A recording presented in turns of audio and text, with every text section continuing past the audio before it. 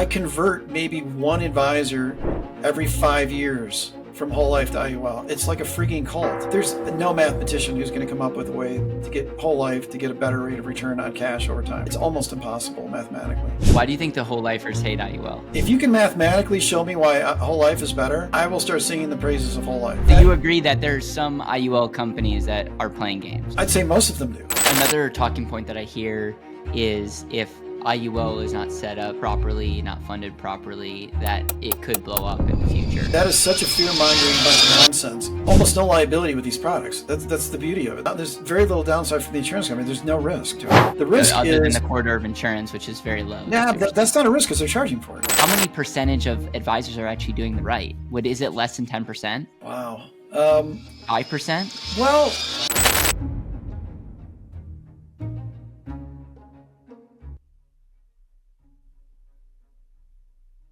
all right, everybody, the conversation that you've been waiting for. Roccy DeFrancesco, good friend. He's a recovering attorney. He's writing his 13th book. He's a big proponent of Index Universal Life. He has a whole company that helps advisors as it relates to all things helping clients. And Index Universal Life is one of the products that you are an expert around and that you teach. And then you also work with people around the country as well directly. So Roccy, welcome to the show. We're going to be talking about Index Universal Life versus whole life and just why you believe IUL is a superior product. Before we dive into that, why don't you give just a little bit of your backstory, and then if you could tie into what like your epiphany around life insurance in general. For those who care, I'm an attorney, a recovering attorney, and I came into the industry being financial services, insurance. I really came into it backwards. We don't have time for that part of the story, but way back in the day, I ended up having to research advanced planning topics for some wealthy clients. And I came to the conclusion that, I'm talking in the late 90s, a lot of the advanced planning concepts used cash value life, right?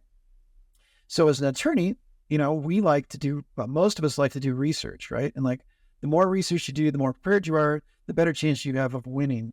And so when I got into the life insurance industry, what I did was I researched product like I was going to court, and I had to brief it for a judge, and I had to put forth my reasons as to why I like this or I like that. So there's not a lot of people in the industry that spend that kind of time doing the research on these products. So I kind of got to the point where, I was on a first name basis with the actuaries at the companies because I really want to understand the pros and cons and how they worked and that sort of thing. So over the years, as I got out of the industry, I used to be in law and fell in backwards into the industry I'm in now, which is to educate and mentor advisors and to help them with their clients.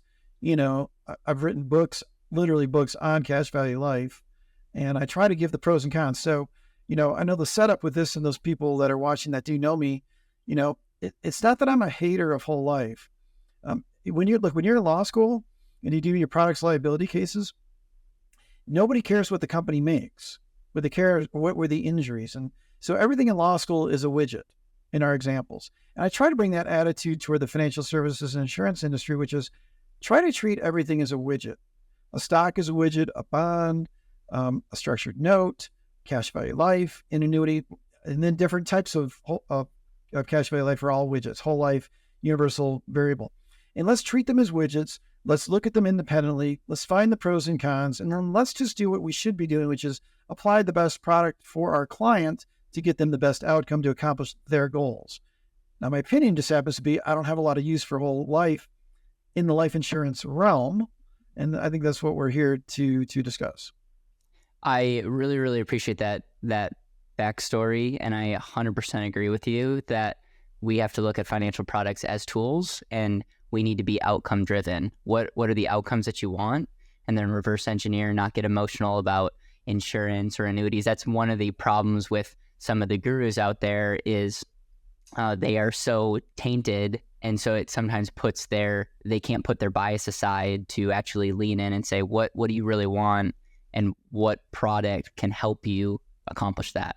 Roccy, I'll let you set up like you're an attorney or pitching something to a court or a jury, and why IUL, and we can do this the way that you want to do it from a standpoint of Well, What? I don't think we start with the question of why IUL. I think we start with the question as to why cash value life, right? Okay.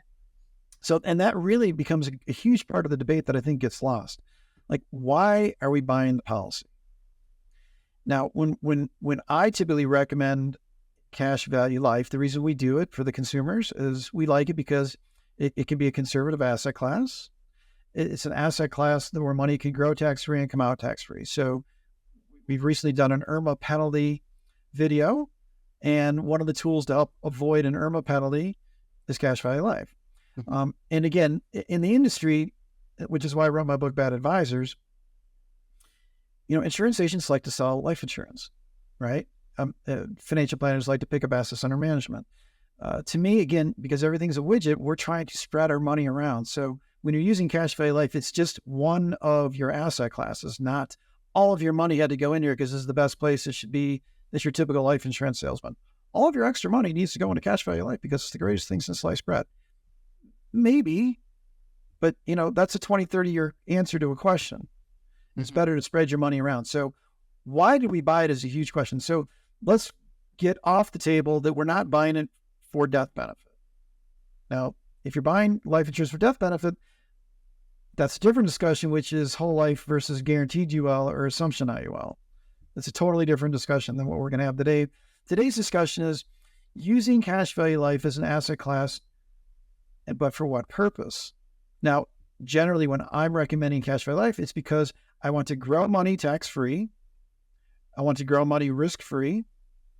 And then I want to access it at some point, tax-free. Okay. When do we typically want to do this?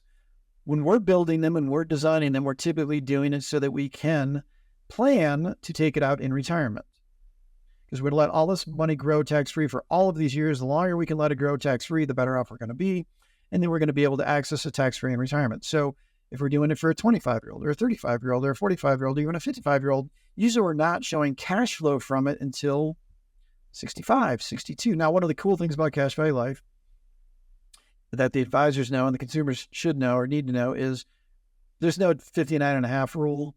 You can take money out of it at any time, so long as you can sustain it, taking out the money. So you could take it out at 50, you could take it out at 40, you could take it out whenever you'd like through a loan. And I don't know that we're going to get into loans too much, although the loans in an IUL policy are much more flexible than the loans in a whole life policy, which is a whole other issue. So, but I'm going to show borrowing, let's say, from 65 to 85 or 88 or 90 or whatever it is. Now, for the advisors out there and for the consumers, I really despise it when advisors show borrowing till age 120. It makes the IUL look unrealistically good. It makes any cash value life look unrealistically good. You're not going to be alive at 120. And if you're alive at age 100, you're not going to be borrowing $100,000 out of a policy so you can take a vacation to Europe. You're going to be bedridden waiting to pass.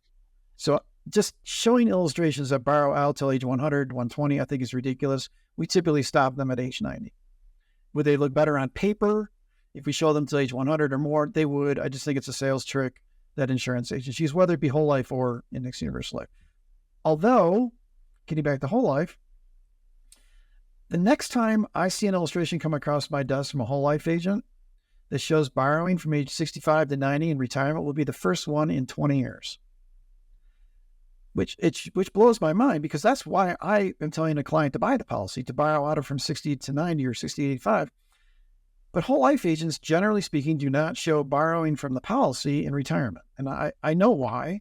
I just disagree with it. So, we get into the infinite banking stuff and the other stuff. But so that's the baseline question. Why do we buy it? And for the discussion for today is to access the cash when needed.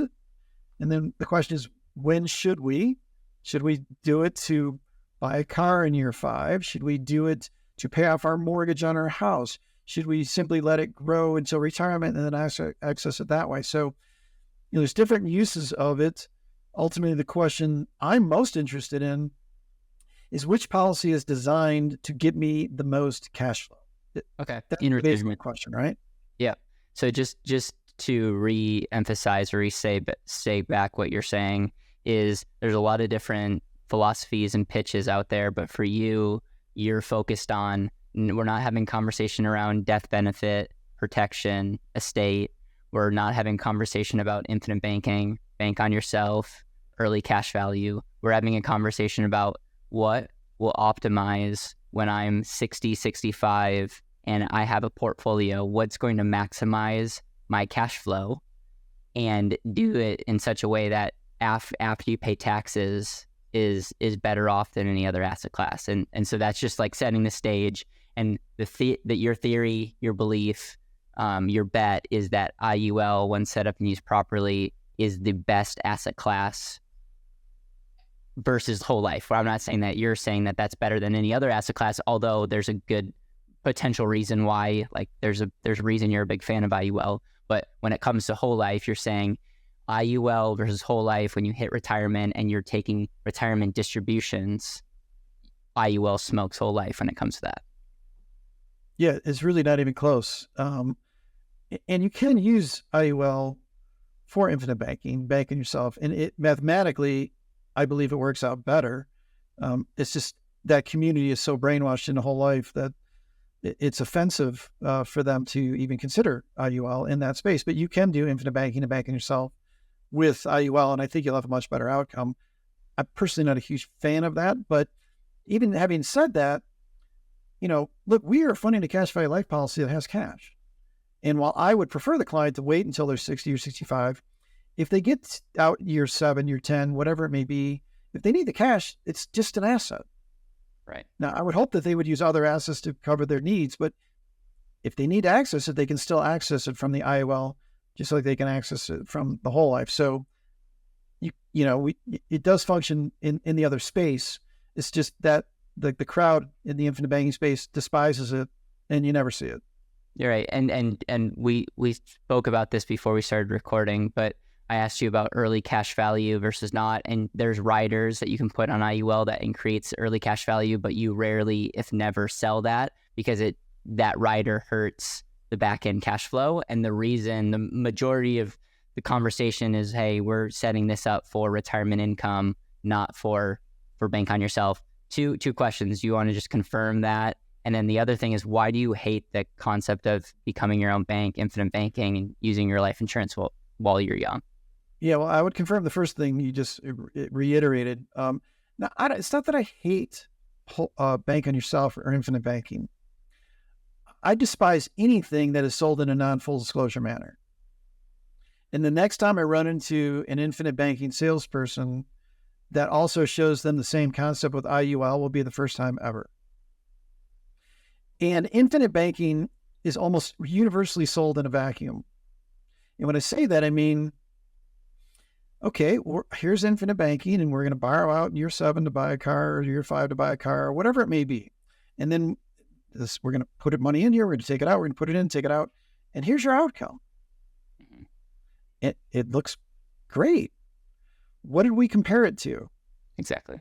We compared it to doing nothing. Well, you know what looks better than doing nothing when you're talking about accumulating wealth? Doing anything looks better than doing nothing. Putting money in a CD, even though I don't recommend that, is better. Putting money in a savings account looks better. Putting money anywhere looks better than doing nothing. That's correct. So putting money in a bank on yourself or infinite banking will always look better than doing nothing. So the question then becomes, well, why didn't you compare it to something? I think that'd be better. The reason you don't is because you don't need to in the sales pitch, because you can make the sale without comparing it to anything. I'll throw this out to any advisor that's watching, including our host. You do your best. You do you with your infinite banking or banking yourself. Just build the fact pattern. Do whatever it is you want. Show your entire cash flow for this client from now until death. Give me the numbers. Give me the illustrations. I will take the client's same exact amount of money available, and I'll design my plan. And then we'll give them to the client, and my plan will have the client significantly more money when they die, when they're in retirement, than yours. That would be the comparison I would love everybody to do. Yeah. It's just never done. Yeah, no, I accept that, and that will be a really great video that I think we could do and break down and hopefully show pros and cons, because I do agree with a couple things. There should be comparisons for sure. And then the second thing when it comes to infinite banking or bank on yourself is there's a lot of conversations around buying liabilities, going on vacations, maybe paying off your mortgage. And if you've watched any of my videos for, and seen my opinions on that, I think that also can be very misleading. And for the same reason that you say, is it's in a vacuum, and I call them half-truths. They're like, guess what? If you can help people save more money, you're bettering their situation. And this, you might not disagree with this, or you might disagree with this, but I believe if you're helping people with a strategy versus no strategy at all, like there are many people that are actually just saving more money based on a tactic or a strategy, and they're by default better off because they're sticking with something versus not. But that doesn't necessarily mean that, again, they're doing the right thing. They're better off. And so I think there is some more complicated things that we could dive into, but I do agree with you, by the way, on everything that you said. And I just think we attract a lot of people that are investing in their businesses or are in real estate and others. And so they look at life insurance not as an retirement asset, but they're more interested in, I want an asset that's going to help me long term, but available for me to be able to make moves, to be an emergency fund, to make opportunities for. You and I both have lots of money in cash value. You have probably a lot more than I do based on age and incomes and all. But at the end of the day, like, I look at that as like my business war chest. And I want to make sure that if I'm going to borrow against my life insurance policy, I'm getting more than a 15 or 20% return, meaning I'm not just borrowing against it to put in the S&P. Like I'm looking at like, what are opportunities that would bring me closer to my living why? And if that's the case, I have cash available on that. So, and you mentioned that while you're not a fan of the concept of infinite banking, that you can use your cash while you're funding it, and that IUL will work better than whole life. Do you want to touch on that before we talk about the next talking point? Yeah, and the concept of the bank itself is not an awful concept. I mean, I always laugh at the buying the car every 5 years. And by the way, I do as well, and I've had videos calling that out because it's I'm a business owner. I need a piece of equipment. I need whatever. I mean, there's it's just money, dude. I mean, whether it's in a brokerage account, whether it's in cash value life, it's your money, and you're just trying to protect it and grow it and use it the most efficient way possible, right? So that's all fine. But yes, you could do the same thing with IUL. So you could start funding $5,000, $10,000, $100,000 a year into an IUL versus a whole life. We talk about the high cash value rider, et cetera. But if you borrow from the policy, you're mathematically, when we get into the probability of return chart, mathematically, you're just going to get a better return than the IUL long term. There's no mathematician who's going to come up with a way to get whole life to get a better rate of return on cash over time. It's almost impossible mathematically. So if I'm getting a better rate of return on cash, I should be growing my cash more. And then the ability to do variable or participating versus wash loans is a big deal too, where you have that option in the IUL, which we can get into that or not today. But although that is a huge benefit to an IUL, you don't have in whole life, where, I have a policy with a 12% cap and I got a loan that's locked at 5.3%. I like that math. I like that gamble better than a wash loan, and maybe even a loaded wash loan at a whole life policy or whole life company. So you can do. But the big argument is, if IUL is going to be a better for my future, it grows more, it has better retirement income, then by default, that is going to be better than whole life.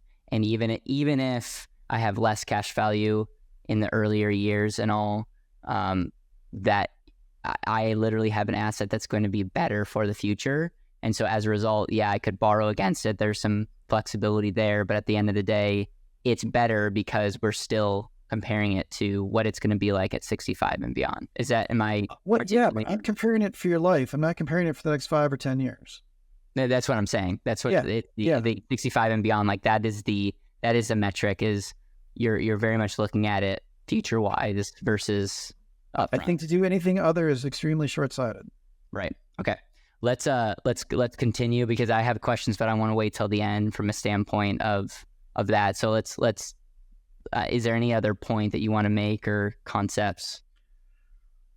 Well, I mean, we can talk about, just the designs of both policies and why one's probably going to do a lot better than the other, and why why the whole lifers hate IUL. And why do you think the whole lifers hate IUL? well, I'm not sure hate's the right word. They hate it because they don't like competing against it. That's part of the industry. That's why we've had our illustration regulations. They sell it. They anyone. They don't though. They're just so brainwashed. I mean, again, it's like the cult of whole life. I mean, I convert maybe one advisor every 5 years from whole life to IUL. It's like a freaking cult. If you can mathematically show me why whole life is better, I will start singing the praises of whole life. And I'm an open book, and I'd be happy to have somebody show that to me. Right. But yeah, they can, but they don't. That's what I'm saying. That's why it's sold in a vacuum. Here's your bank on yourself. Here's your. Mm-hmm. They don't show the IUL version of it. If they showed the IUL version of it, 85 to 90% of the people would use the IUL version. Is there any point that people in the whole life cult make that is you're like, hey, that's a valid point? I don't think yeah, sure. So let's talk about the talking points, because there's a bunch of them on the website, on the internet. You just Google, why whole life is, why IUL sucks, and you'll find all sorts of stuff. Yep. So I think the main one, there's two. One of them is really idiotic, but trusting the company is always the issue, right? Right. Which is so classically ironic. You're not old enough, but back in the day, National Underwriter used to do my favorite article every year.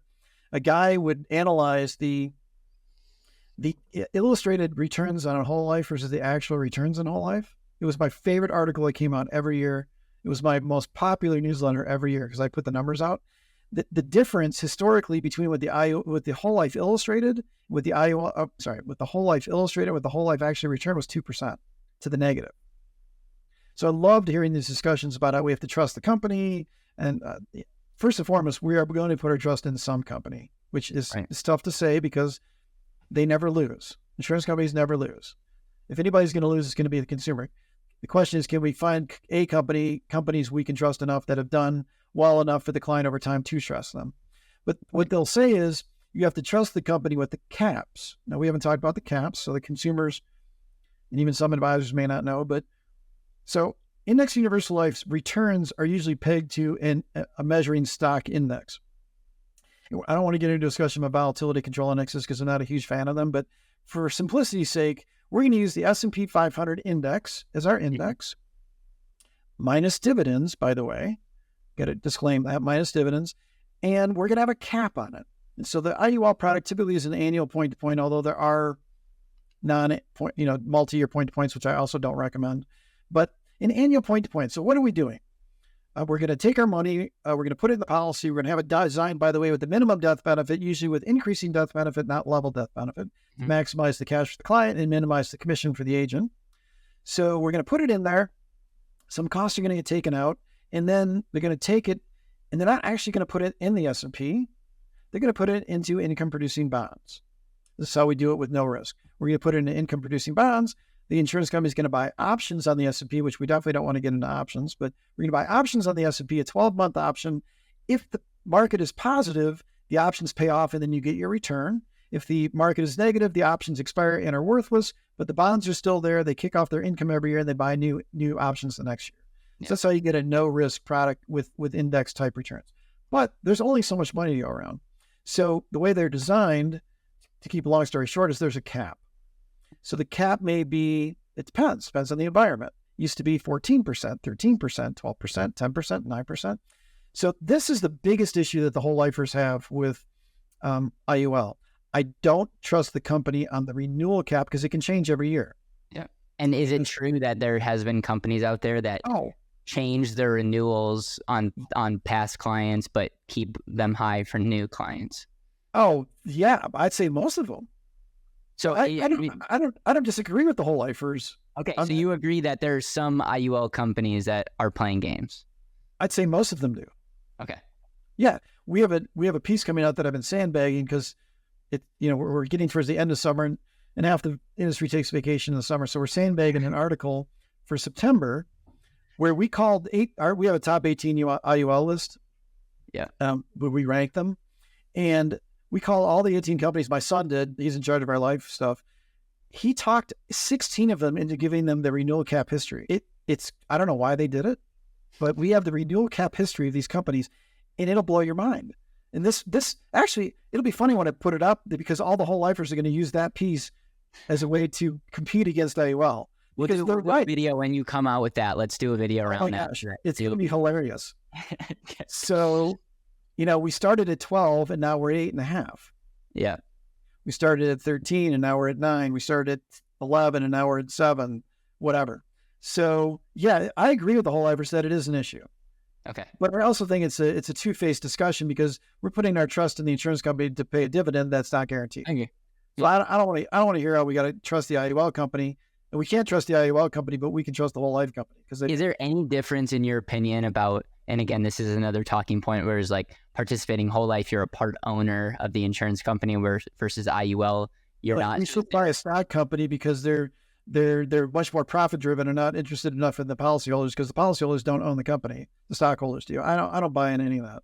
You don't buy in it. That doesn't move the needle for you. Okay. No, although there's a guy out there who's totally disingenuous in that space, only pitching mutual companies. And ironically, it's like a company he's got a high contract with and nobody really understands it. And he's trying to funnel money into the small whole life company. This is why I wrote Bad Advisors. Yep. Okay. But so this is the one talking point. One of the two main talking points with IUL is the cap renewal. And I don't disagree with it. Yeah. So we do the best we can to find the renewal rates, the published renewal rates, the verified renewal rates of these companies. We only use the ones that we think are going to keep the caps high. And we use one that has been the best in the industry going back 14 years. They're also the only one who formally on their own, without us bugging them, publishes the renewal rates. That's and the lowest cap rate in the last 14 years has been 12%. Okay. Now, is that going to continue in the future? I don't know. Is the dividend from the whole life company going to continue in the future? I don't know. But it's great to have a 14-year history, and they're the only company that publishes the renewal rates. Now, there are others out there that we trust, but it also has a good design. So that's talking point number one that we have to dispel. Or if you can't get over that and you somehow trust the whole life company on the dividend better than the company on the cap, that's a reason you may use whole life over IUL.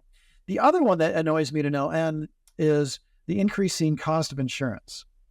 That's the other number one talking point. Well, whole life is basically, if you're a consumer, this won't make a whole lot of sense, but think of a whole life policy with a level cost structure with a flat line. Like it goes like this, right? So early on, you're talking about like if people sell whole life and the death benefit doesn't increase. No, I'm just talking about the cost of insurance. Okay. Cost for the death benefit you bought, whatever it is, whether it's $100,000 or $500,000 or $1 million. If you look at whole life, it's very expensive early on with the cost structure. But as you go on, as compared to like a variable life policy, like variable starts extremely low and then goes like this, right? At the end, it's basically annual term. Yeah. So the annual term for an 80-year-old is very expensive versus the annual term for a 40-year-old. Whereas whole life is like a straight line. And the whole lifers say, well, we don't trust the whole life company or the IUL because we think the costs are going to get out of control. When you hit 80, when you hit 85, it's going to be, the cost of insurance can be so expensive, it's going to destroy the policy, right? Whereas whole life, it's the older you get, by comparison, the expenses are less because it's more of a level cost structure. And to some extent, that's true. It totally ignores the concept of net amount at risk. What is the concept of net amount at risk? It's the amount that the company is on the hook for the death benefit. And it's very high in the early years. Well, I paid a $10,000 premium. I was budgeting that for 7 or 10 years, and I bought a $500,000 death benefit. Well, guess what? In year one, the company's on the hook for $490,000 worth of death benefit, right? But I paid another premium, and I paid 10 years worth of premium, and I paid 15 years worth of premium, and I had my cash increasing. And when I hit age 85, the corridor, the net amount at risk for the insurance company went from this to this because I have significant cash in there. So yes, the cost of actual insurance is higher, but the amount of death benefit the company is on the hook for is very low. And when you run all the numbers and do the comparisons, that's really a misnomer and a red herring, a talking point that insurance agents say, but they don't really understand. Well, the insurance cost in the IUL are much more expensive in retirement. True. but the amount of coverage that the insurance company is covering you for is extremely low. So just to reiterate this, if you have $1 million of cash value and your death benefit is 1.2 million and you're 80 years old, you're not paying the insurance premium on 1.2, you're paying the difference, which is 200,000. And so that explains the net at risk or the corridor of insurance. Yep. But so it's fair to say if you're working with a good advisor who's monitoring everything, that should not be a risk. But is it also true? Have you seen IULs out there that have not been managed well, or that are set up with, level A? Just like have you seen? It's not like you're an apologist for IUL, period, because there's probably a lot of bad examples in the IUL space of people not managing it well. I'd say that's more the norm than the exception, that it is managed poorly, that most advisors recommend level death benefit versus increasing. There's not the problem with the recommending increasing, but like I just had a call with a client. Yes, I've had clients in the past. I used to actually have real clients versus just advisors. He's in the 13th year of his policy. He's done paying premiums. And he calls me, he's like, look, let's have a chat about what we should do with this policy. And one of the things we had a chat about was turning off the increasing death benefit. Right? Because we went with increasing and now he's done. And if we don't toggle it from increasing to level, it'll keep increasing. So it's one of the things you have to do. You have to manage the policy. You have to manage the premiums. So, we're always running them at the MEC minimum, a modified endowment contract minimum. So we have the minimum amount of death benefit with increasing death benefit versus level. So we're really trying to minimize the cost for the client. You have advisors out there. It's like, well, he might want to in the future she might want to put more money in there. So they aren't actually running at the MEC minimum. That's their excuse for just getting more commission because they have a higher death benefit. So there's I would say both with any life insurance policy, the norm is that it's not been set up correctly, that it's not being managed correctly, that it's not been sold correctly. Yeah. But yet they continue to make sales. Another talking point that I hear is if IUL is not set up properly, not funded properly, that it could blow up in the future. Have you seen any IULs recently that's been the case, or is that just a fear-mongering talking point? That is such a fear-mongering bunch of nonsense. If you design it properly... That's what I'm saying. You don't design it. If you don't, you design you could IUL. Yeah. Well, of course. So you had far too much death benefit, you didn't put enough premium in. Guess what? It's probably going to blow up. Now, the other thing you also hear from extremely ignorant whole lifers, they'll harken back to the IULs of the 80s. Now, you're a little young for that. Frankly, but I've heard the talking points of So we sold IUL in the 80s. Well, I didn't, but you sold IULs in the 80s when interest rates were 18%. And the returns on a traditional UL, universal life, versus an indexed UL, it was basically based on bonds and interest rates. And they would do the dumb thing, which is we're going to project out 18% interest rates for 40 years, and we're going to do minimum funding. Now, back then, they weren't really using it for cash value per se, but they were doing a minimum funding for death benefit. Oh, you mean I can pay a premium of a single pay even of, $100,000, $50,000. I get all this death benefit, and based on the 18% interest return projection for 40 years, I never have to pay another premium. And then when interest rates came down, and nobody was paying attention to the policies, they all blew up. They all died. Yeah. They all got surrendered because I was only getting a 6% crediting rate instead of an 18. I did a single pay or a short pay. Nobody was paying attention. And then the client all of a sudden gets a call for premium. So we'll have a whole life agent that says, well, these policies will blow up. A lot of them are harkening back to the 80s. If you design an IUL at the MEC minimum and you're funding it properly, there's virtually no potential. So this is I have a couple questions, but no, I think believe it or not, Rocky, you and I agree probably more than you think, because I have a good friend who works in a family office space, and he does both whole life and IUL for very wealthy families. But he's one of these nerds that look at actuarial tables, probably very much like you, and just he's looking at it less from an illustration and more of actuarial curves and figuring out all this stuff. And he prefers IULs in many cases because you can be a lot more flexible. And so when you're dealing with the super wealthy family, it's I would rather have the flexibility in all these things. And and we've had conversations, and it's great. But he's like for mass market, his problem is like there's a lot of multi-level marketing companies. There's a lot of people. I mean, getting an insurance license is not hard. You get an insurance license, and then a lot of times the companies that pay you the most are the crappiest product. It's crazy how that works. Transamerica, others. Yeah. I don't need any more letters. So. I'm sorry. No, that's Rocky's opinion, not yeah, that's it. Not BetterWealth. Send Rocky the letter. I don't need another letter. That's what the WFG group uses a lot. So the point that I'm making is then you just get a lot of people that, number one, aren't going to be in the space. Over 80% of advisors aren't going to last. You have consumers that don't know what they're getting. You have products that are inferior, and most likely they're not optimally designed. And so you understand that like you have the perfect storm of a train wreck. And who does that hurt? That hurts you. That hurts me. That hurts everybody in the space. And so I think I don't have a problem. I'll just go on record.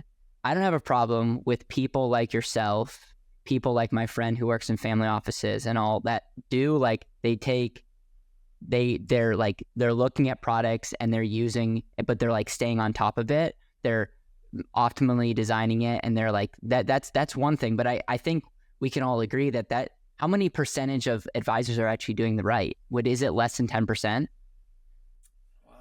Wow. 5%? Well, I'd say it's probably 15%. Okay, 15%. So that means there's 85%. Well, of advisors. My whole life, because my no, I'm just saying like you understand that it's less of an IUL whole life. It's more of an education thing, and it's one of those. If you are an uneducated client, what is a product easier to sell? I would say it's IUL. Like I think IUL is easier to sell than whole life. You know, it's like you get upside, no downside, and the illustration looks better than whole life. What product am I going to rather sell? Like, it's easier to sell IUL. Point that I'm making is I don't have a problem with the conversations that we're having. I just have like the bigger issue is there's a lot of people getting into life insurance products, whole life and IUL, but I would say more IUL that are products that are garbage. And that has nothing to do with your skill sets and what you're doing with your clients. It has more to do with the industry as a whole. Thoughts on that? And because I don't think people are attacking you when they're talking about the talking points. They're talking about there's so many companies that you're going to come out with that are under delivering on their promises. Yeah. And it's like, yes, if you're going to do IUL, work with someone like Rocky. Like that's why I'm saying this on my show. But it's like the issue is you would even have a hard time putting up a billboard saying certain these statements, knowing that if people don't work with you or someone that really knows what they're doing, that they might not be better, their outcome might not be better off because they just went down the IUL. I don't disagree with anything you just said. The only thing I would, maybe living in the bubble that I live in, I'm always assuming that clients are going to get good advice from us and our team and the advisors in our realm. Because we do have an insurance marketing organization, and we don't let unsuitable sales go through. So in my world, when I'm talking about whole life versus IUL, I'm always assuming that the whole IUL has been sold properly. Yep. Right. Which I agree with you. I don't think is the case most of the time. So if I were to improperly sell a policy, you would be better off improperly selling whole life as long as it was funded properly, because it's fairly boring. There's less levers. You're not going to get hurt in it. But that doesn't sway me from saying that whole life is still a better product. Because I should sell whole life because I'm an incompetent insurance agent and I don't have the capability of finding the right IUL. To me, it's the great, way to go. I just wanted to. There's a theory to this conversation. That was like the first thing that I want to knock over.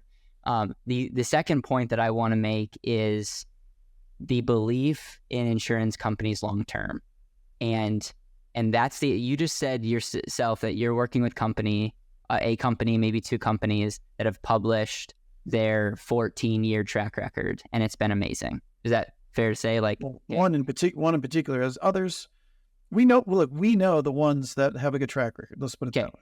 But is it also fair to say that 14 years is a very short period of time when we're zooming out on like real track records? And if I'm 28 years old, we need to make an assumption that the world that we know it today is going to that I am betting on this company to perform. And here's my big deal. And this is why I'm not even a big fan of life insurance selling it for income, is I just don't know. I just want as much flexibility as possible. So I would prefer having earlier cash and flexibility, which you can do in an IUL, by the way.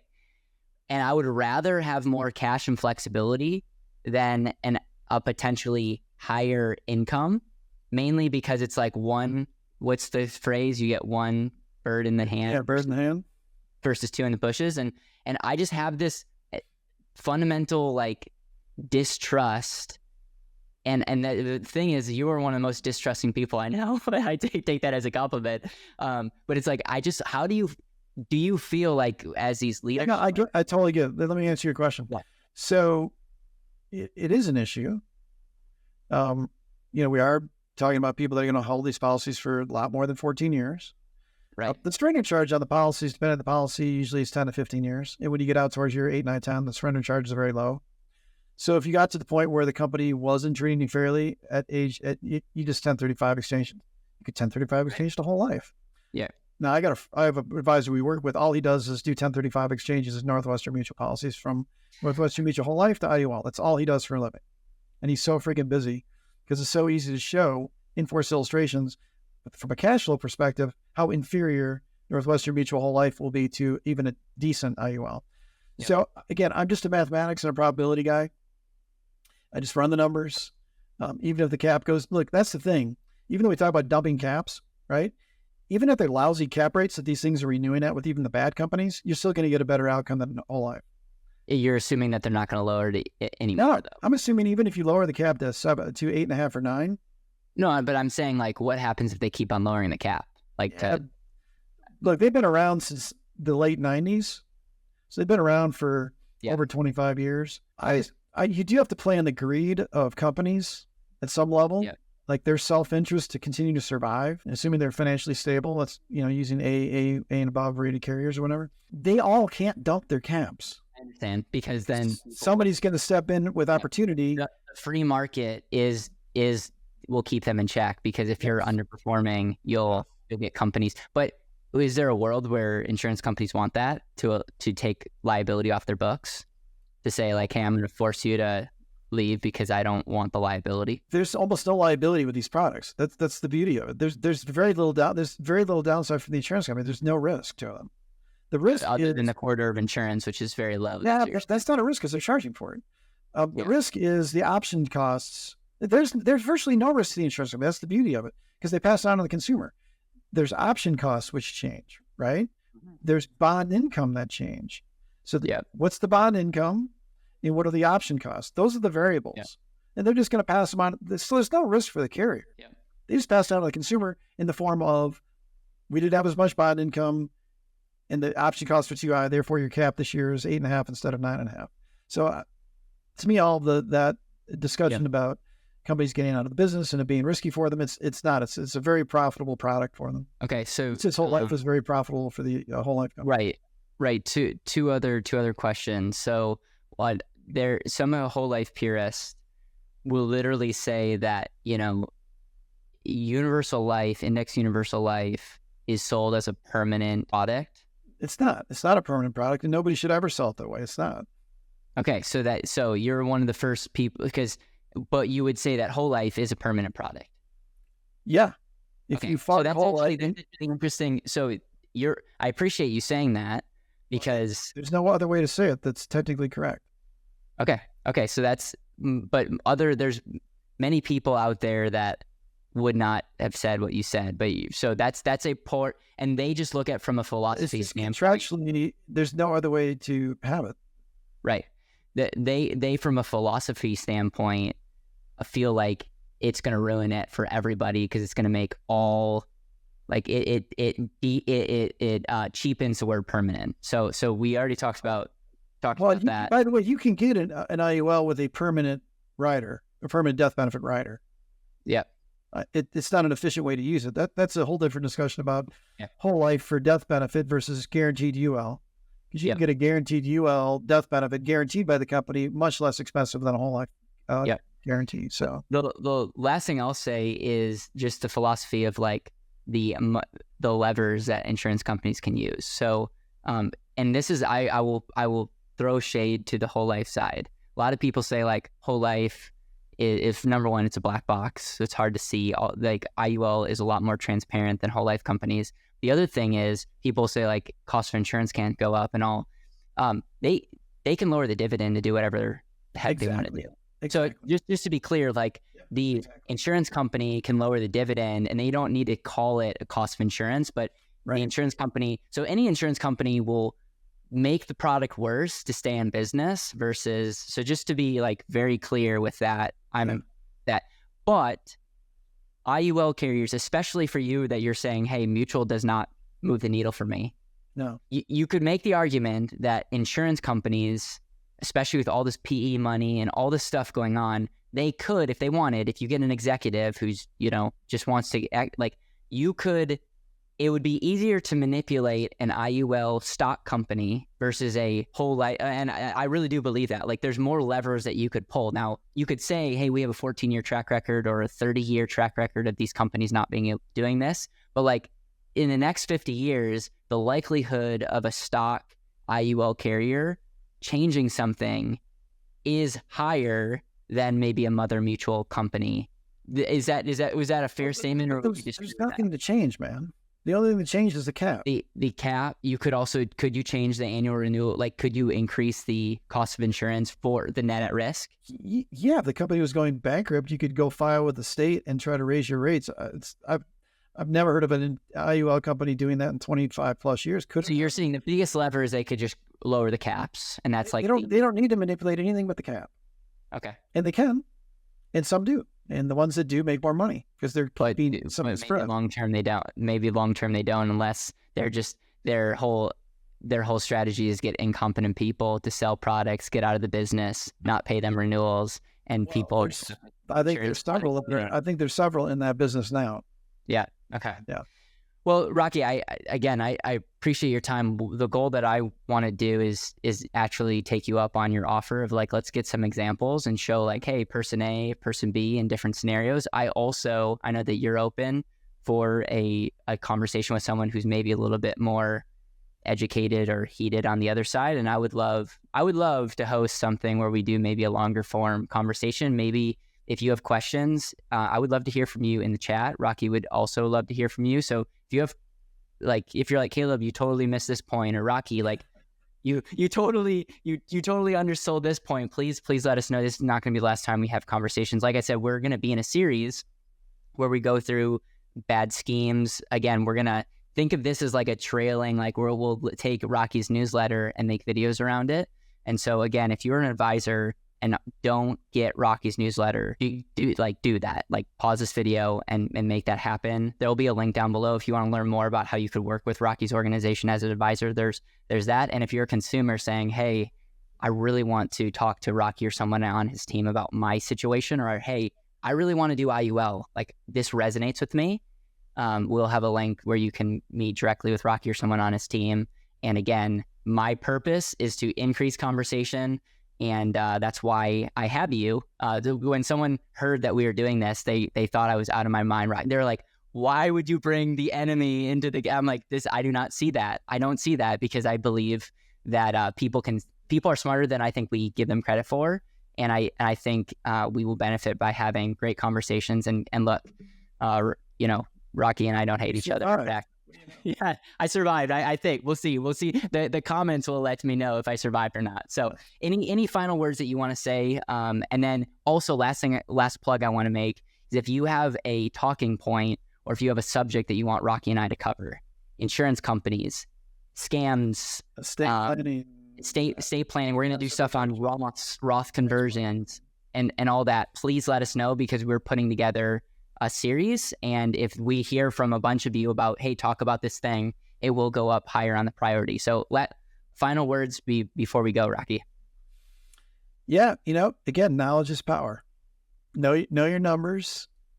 Don't be overly trusting of anybody. If you're an advisor, don't be overly trusting of an IMO or of an insurance company. If you're a consumer, don't be overly trusting of your advisor. Verify, second guess, bring in others who can confirm. That's a lot of what I do. Like, I review somebody's situation, and if it's awful, I tell them it's awful. If it's mediocre, I tell them it's mediocre. And if it's awesome, I'll tell them they pulled a lucky straw and got an awesome advisor, and good for them. So knowledge is power, and be a little bit skeptical, and you'll typically get a better outcome.